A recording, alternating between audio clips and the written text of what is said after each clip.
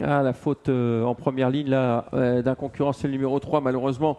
Ginger Sam qui part au galop. On part très vite en dehors avec Fougue des Îles, le numéro 8 qui va essayer de se rabattre. Féotrafo est pris de vitesse sur ce départ. Fougue des Îles en tête. En deuxième position, on retrouve Flupkepan avec également à l'extérieur Gratte-Ciel, suivi encore par l'As Féotrafo le favori qui se retrouve sur une troisième ligne long de la corde avec également à son extérieur Gospel Trousse. Le favori anglais dans le peloton, mais Gérard Vagard s'est virtuel décalé. Il s'est décalé de la corde. Il vient maintenant en quatrième position. En tête, c'est Fougue des Îles qui laisse passer à présent Flupkepan. Féotrafo revient grandes enjambées.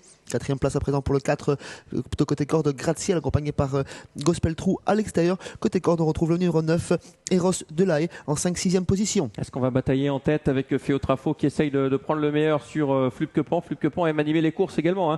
Il a accéléré un petit coup là, Grégory Sélis, pour ne pas forcément laisser passer. S'il le fait maintenant, Féotrafo qui s'installe aux commandes devant Flupkepan qui va trouver donc le bon dos. En troisième position, il y a Fougue des Îles, le numéro 8.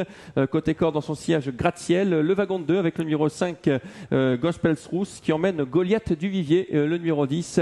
Pour l'instant, on ne retrouve pas un dernier, Flash du Condrose avec Uppel de Pup. Il n'était pas parti le plus vite, mais il a pris à présent sa position de prédilection. C'est Féotrafo, le grandissime favori. Il emmène à présent le numéro 2, Flupkepan. Fougue des Îles vient en troisième position côté corde, accompagné par Gospel Trou. Côté corde, toujours avec le numéro 4, Gratte-Ciel.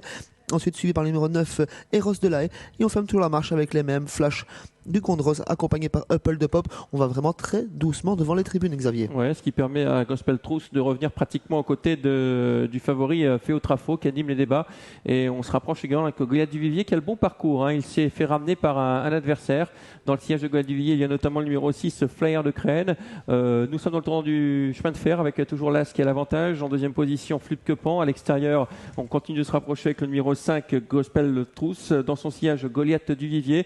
On est un peu enfermé maintenant que Fougue des Îles, le numéro 8 qui va devoir sortir. À son extérieur, il y a Flyer de Crène. Pas beaucoup de changements cette semaine du poteau, toujours Féotrafo qui commence à accélérer légèrement, toujours accompagné par Gospel Trou qui est venu le rejoindre sans faire d'effort. Goliath du Vivier qui attend son heure, tout comme Flyer de Crène. Flupkepan qui est côté corde, suivi par Fougue des Îles un petit peu enfermé, tout comme Gratte-Ciel.